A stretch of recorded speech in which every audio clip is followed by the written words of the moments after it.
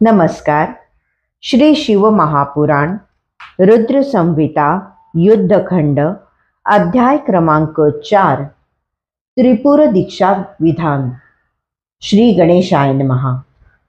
सनत कुमार व्यासांना म्हणाले, मुनिवर्य, महातेजस्वी श्रीहरींनी सर्व देवांना आश्वासन दिले. मग त्यांनी त्रिपुरांतील दैत्यांच्या धर्ममार्गात विघ्न आणण्यासाठी एक मायामय पुरुष उत्पन्न केला. त्याच्या एका हातात लाकडाचे पात्र म्हणजे कटोरा आणि दुसऱ्या हातात झाडू होता. तो पावलोपावली जमीन झाडून चालत असे. त्याने एका हातात वस्त्र घेतले होते आणि तोंडही वस्त्राने लपेटून घेतले होते. तो व्याकुळ होऊन धर्म धर्म असे म्हणत होता. त्याने श्रीहरींना नमस्कार केला आणि हात जोडून म्हणाला, हे अच्युत, मी कोण आहे? माझे नाव काय? माझे स्थान कोणते? माझे कार्य काय? तेव्हा श्रीहरी प्रसन्न होऊन म्हणाले, हे महाप्राज्ञ, मी तुला कशाकरिता उत्पन्न केले ते सांगतो.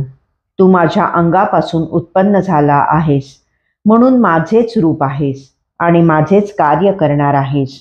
त्यामुळे तू लोकांमध्ये पूज्य होशील. तुझे मुख्य नाव अरिहन असे राहील.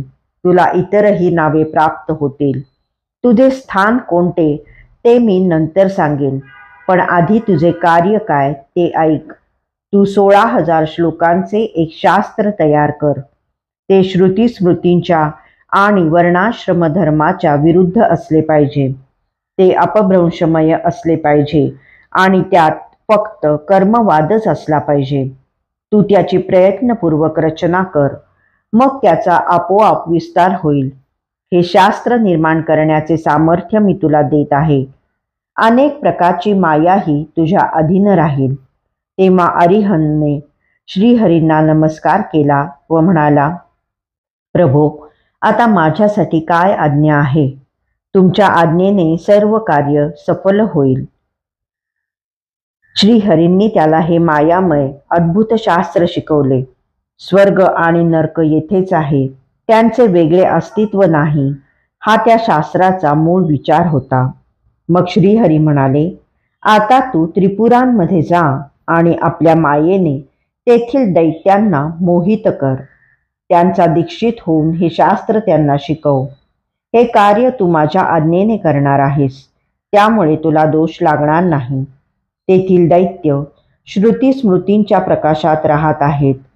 तुझ्याकडून ही नवीन विद्या प्राप्त झाल्यावर त्यांचा हा धर्मप्रकाश नाहीसा होईल. त्रिपुरवासियांमध्ये या तमोगणी शास्त्राचा प्रचार प्रसार करून त्यांच्या धर्माचा नाश करणे हेच तुझे मुख्य कार्य आहे.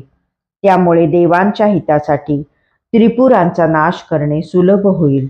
हे कार्य सिद्धीस नेऊन तू मरुस्थली म्हणजे मारवाडात जा. तेथे कलियुग येईपर्यंत स्वधर्माने राहा.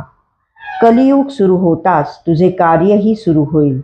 तेव्हा तू शिष्यांच्या द्वारे आपल्या धर्माचा प्रचार कर. त्याचा पुढे पुष्कळ विस्तार होईल. हे कार्य तू माझ्या आज्ञेने करणार आहेस, त्यामुळे तुला परमगती मिळेल. त्यानंतर श्रीहरी अंतर्धान पावले. श्री विष्णूंच्या आज्ञेने अरिहनने कार्यारंभ केला. सर्वप्रथम त्याने 4 शिष्य उत्पन्न केले. त्यांना ते मायामय शास्त्र योग्य प्रकारे शिकवले. मग त्या सर्वांनी श्रीहरींचे स्मरण केले. तेव्हा ते प्रकट झाले. त्यांना पाहताच अरिहन व त्याच्या शिष्यांनी नमस्कार केला. नंतर हातात काष्ठपात्र घेतले. नाकावर वस्त्र लपेटलेले ते 4ही शिष्य फडक्याच्या लहानशा झाडणीने जमीन झाडत, हिंसेच्या भीतीने हळूहळू चालत आणि मुखाने धर्माचा लाभ हेच परमतत्व आहे असे म्हणत श्रीहरींच्या सन्मुख आले. श्रीहरींनी त्यांचे हात धरून त्यांना गुरुच्या स्वाधीन केले व म्हणाले, तुमचे गुरु आणि तुम्ही चौघेही माझेच आहात. तुम्ही तुमच्या गुरुसारखे व्हाल. शेवटी तुम्हालाही सद्गती मिळेल. तुम्ही अनुक्रमे ऋषी, यती, किर्य आणि उपाध्याय या नावांनी प्रसिद्ध व्हाल. माझे नावही तुम्ही धारण कराल. अरिहन हे तुमच्या गुरूंचे नाव पापनाशक आहे. त्या नामाचे नित्य स्मरण करा. माझ्या आज्ञेने लोकांना सुखदायक होतील अशी कर्मे करा. अरिहंतने आपल्या मायावी शिष्यांसह श्रीहरींना नमस्कार केला. मग ते त्रिपुरांकडे जाण्यास निघाले. तेथे पोचल्यावर एका उपवनात थांबले. त्यांनी आपली माया दाखवण्यास सुरुवात केली. पण शिवजींच्या उपासनेच्या प्रभावाने त्यांच्या मायेचा प्रभाव चालेना. त्यामुळे ते व्याकुळ झाले. काय करावे हेच त्यांना सुचेना. त्यांनी मनोमन श्रीहरींचे स्मरण करून त्यांची स्तुती केली. तेव्हा श्रीहरींनी शिवजींचे स्मरण केले आणि त्यांच्या आज्ञेने नारदांचे स्मरण केले. तेव्हा मुनिराज तात्काळ प्रकट झाले. त्यांनी श्रीहरींना नमस्कार केला व म्हणाले, स्वामी, माझ्यासाठी काय आज्ञा आहे? श्री विष्णू म्हणाले, नारदजी, तुम्ही लोकांच्या कल्याणासाठी देवांना नेहमीच मदत करता. आता शिवजींच्या आज्ञेने मी काय सांगतो ते लक्षपूर्वक ऐका. तुम्ही ताबडतोब त्रिपुरात जा. तेथे एक यती आपल्या शिष्यांसह तेथील रहिवाशांना मोहित करण्यासाठी गेला आहे. त्याला मदत करा. तेव्हा नारद त्वरेने त्रिपुरात गेले. तेथे अरिहंतची भेट घेतली. त्याच्याकडून सर्व वृत्तांत जाणून घेतला. मग ते राजाकडे गेले.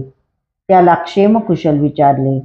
आदरतिथ्यादी सोपस्कार झाल्यावर ते म्हणाले, राजन, तुझ्या राज्यात कोणी धर्मपरायण यती आला आहे. तो विद्यासंपन्न आहे. मी अनेक धर्मे पाहिले आहेत, पण हा यती सांगतो तसा धर्म आजपर्यंत पाहिला नाही. म्हणून मी त्याच्याकडून दीक्षा घेतली आहे. हे दैत्य राजा, तुला तो धर्म चांगला वाटला तर तूही त्याची दीक्षा घे. नारदांचे अर्थगर्भित बोलणे ऐकून दैत्यराज विस्मित झाला. प्रत्यक्ष नारदांनी ज्याची प्रशंसा केली तो यती आणि त्याचा धर्म नक्कीच श्रेष्ठ असला पाहिजे. आपणही त्याची दीक्षा घ्यावी असा विचार करून तोही उपवनातील यतीकडे गेला. त्याला आदराने नमस्कार केला व म्हणाला, यतीवर्य, तुमच्या दर्शनाने मला फार समाधान लाभले आहे. नारदांकडून तुमच्याविषयी ऐकून मी येथे आलो आहे. मी तुमचा शिष्य होऊ इच्छितो. हे अगदी सत्य आहे. कृपा करून मला दीक्षा द्या. यती अहिरन म्हणाला, हे दैत्यराजा, तू माझी आज्ञा नेहमी प्रमाण म्हणून पाळणार असशील तरच मी तुला दीक्षा देईन. अन्यथा तू कितीही प्रयत्न केलास तरी मी दीक्षा देणार नाही.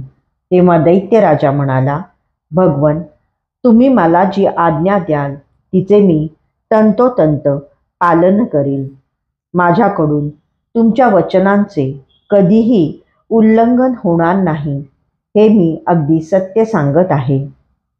त्याचे बोलणे ऐकून यतीने आपल्या तोंडावरचे वस्त्र बाजूला केले व म्हणाला, ठीक आहे, तुझ्या इच्छेला अनुसरून सर्व धर्मांमध्ये अत्यंत उत्तम अशी ही दीक्षा मी तुला देतो. ही दीक्षा घेतल्याने तुझ्या जन्माचे कल्याण होईल. तू कृतार्थ होशील. त्या मायावी यतीने दैत्यराजाला आपल्या धर्मानुसार विधीपूर्वक दीक्षा दिली. तदनंतर यथा राजा तथा प्रजा या उक्तीनुसार त्रिपुरातील सर्व रहिवाशांनी त्या यतीकडून दीक्षा घेतली. अशा प्रकारे समस्त त्रिपुर त्याचे शिष्य बनले. अध्याय 4 समाप्त.